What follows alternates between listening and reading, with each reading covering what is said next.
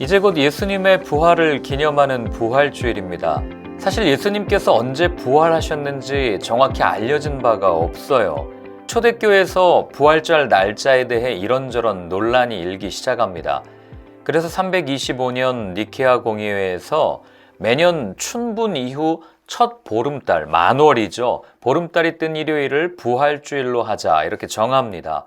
그래서 매년 날짜가 달라지는 이유예요. 그런데 매년 부활주일만 되면 치르는 행사가 있지 않습니까? 계란 삶기죠. 요즘은 부활절 계란을 제공하는 업체들이 많이 생겨가지고 주문만 하면은 편하게 구입할 수 있지만 어렸을 때 생각해보면 늘 교회 식당에서 큰 냄비에다가 계란을 삶는 일들이 참 많았습니다. 철이 없을 때는 혼자 이런 생각도 했던 적이 있어요. 이게 부화주일도 아니고 부활주일인데 왜 계란을 굳이 주나? 삶은 계란을 주는 것이 부활과 무슨 상관이 있나? 그런데 또 한편으로 생각해보면 이 삶은 계란은 죽은 계란이잖아요. 그러니까 완전하게 죽었다가 다시 살아날 수 있다는 것을 보여주는 아주 좋은 교보제가 될 수도 있겠구나. 이렇게 혼자 생각했던 적이 있었죠. 그래서 오늘 같이 나눌 주제는 부활절에 왜 계란을 주냐는 거예요. 제가 2017년 신문에서 본 글로 기억하는데 그 이유를 한 7가지 정도로 설명을 하더라고요. 첫 번째는 계란이 부화해서 병아리가 이렇게 나오는 모습이 부활을 닮았다. 죽은 것처럼 보이지만 그 안에 새로운 생명을 품고 있어서 알을 깨고 나와 병아리가 탄생하듯이 그게 부활을 의미한다. 이렇게 설명하는 글이 있었고요. 두 번째는 17세기 유럽의 한 수도원에서 시작되었다고 합니다. 사순절 기간 동안 교회에서 금식을 시작하잖아요. 금식을 하는 동안에 물고기라든지 계란 이런 걸 못 먹게 했다고 해요. 그래서 먹을 것이 부족하니까 단백질이 부족하게 되고 굉장히 힘든 거죠. 부활절 이후에 영양을 보충하는 의미로 계란을 먹기 시작했다고 합니다. 못 먹게 하다가 먹으니까 일종의 해방이랄까요? 그냥 먹는 게 아니고 사람들이 그 위에다가 이 그림을 그려서 나눠주기 시작했다고 합니다. 여러분 피산키라고 아실지 모르겠어요. 폴란드의 전통적인 부활절 계란이고 이 파베르제라고 하는 러시아의 부활절 계란입니다. 이 에나멜이라든지 금 보석으로 치장한 이런 계란이 바로 이런 연유에서 시작됐다 이렇게 추정을 하는 거죠. 그리고 세 번째로는 십자군 전쟁 때 로자린드라고 하는 부인이 나를 도와준 이웃한테 계란에다가 자기 집 가운을 써서 나눠줬다고 그래요. 근데 결국 가운이 적힌 계란 덕분에 이 전쟁에 참전했던 남편과 재회할 수 있었다. 그래서 그때부터 이게 하나의 계기가 되어서 나눠주기 시작했다. 자, 그리고 네 번째로는 이방 종교의 영향이라는 주장이에요. 가장 설득력 있는 주장입니다.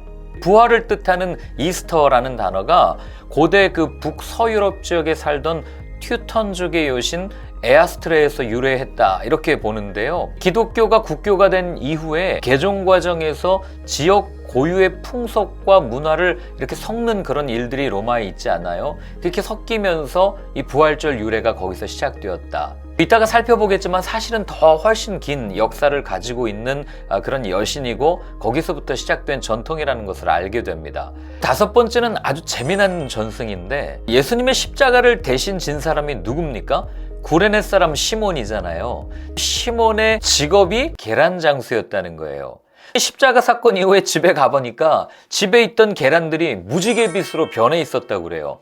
그 이후 교회에서는 자연스럽게 계란을 부활의 상징으로 생각하기 시작했다고 합니다. 자, 그리고 여섯 번째는 모든 생명은 알에서부터 나온다는 로마의 속담이 있어요. 그리고 또 유대교의 풍습 중에서 부활을 바라면서 무덤에 넣는 물건 중 하나가 있었는데 그게 계란이었다고 그럽니다.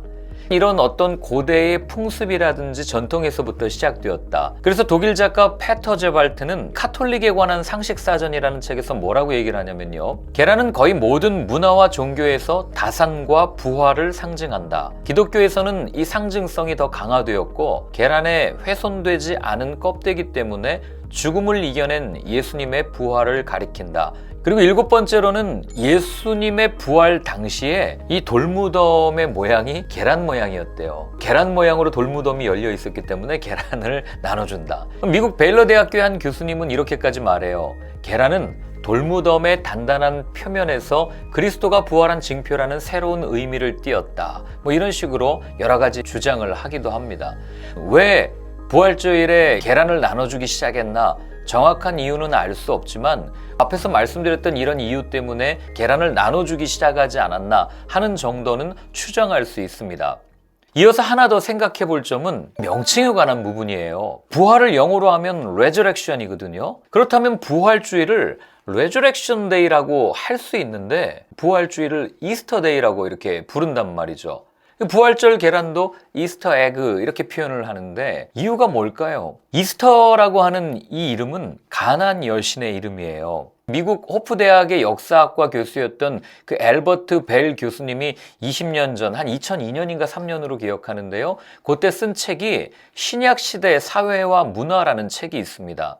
그 책에 보면 이런 내용이 있어요. 소아시아의 키벨레교 또는 데모교가 신도들에게 약속한 것은 부활이었다. 로마인들이 데모신 숭배의 어떤 면들은 인정하지 않았지만 데모신이 로마를 구한 것으로 나타나자 그 종교에 대해 공적으로 반대하기는 어려웠다.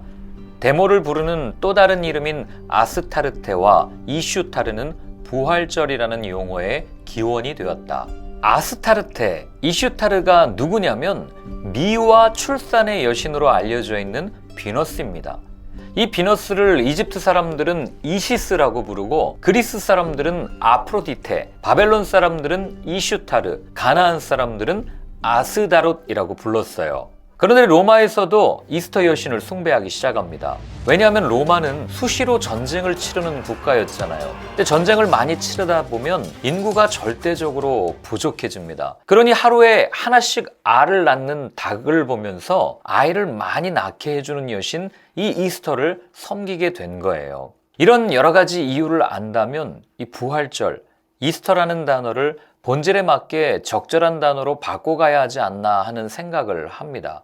그런데 또 어떤 이단들은요, 이런 억지 주장을 펴요. 누가복음에 있는 말씀인데요. 그리고 그들과 함께 음식을 잡수시려고 앉으셨을 때 예수께서 빵을 들어서 축복하시고 떼어서 그들에게 주셨다. 이 말씀을 예로 들면서 예수님께서 부활하신 다음에 떡을 주셨고 떡을 드셨기 때문에 부활주일에는 떡을 먹어야 한다고 주장하기도 합니다. 그럼 좀 이상하죠? 예수님께서 부활하신 다음에 제자들에게 물고기도 대접하셨는데 그럼 부활주일에 매운탕 먹는 게 더 맞지 않겠어요?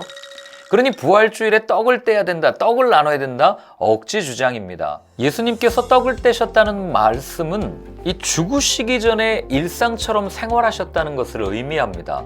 부활은 특별한 것이 아니라 이전과의 연속선상에 있다는 거예요. 물론 우리에게 부활은 중요합니다. 부활주일도 중요해요. 바울은 그리스도인들에게 부활이 없으면 의미 없는 삶이라고까지 말하잖아요. 그러나 부활하신 예수님께서 떡을 떼셨다는 말씀은 부활주일만 부활을 기념하는 특별한 날이 아니라 매일매일이 부활을 경험하는 삶이어야 하고 매일매일이 십자가의 고난을 경험하는 삶이어야 함을, 즉 일상이 주님과 함께하는 삶이어야 함을 말씀해 주신 겁니다. 따라서 부활주일에 무엇을 나누느냐가 중요한 것이 아니라 내가 부활하신 주님과 함께 하느냐가 훨씬 더 중요한 겁니다.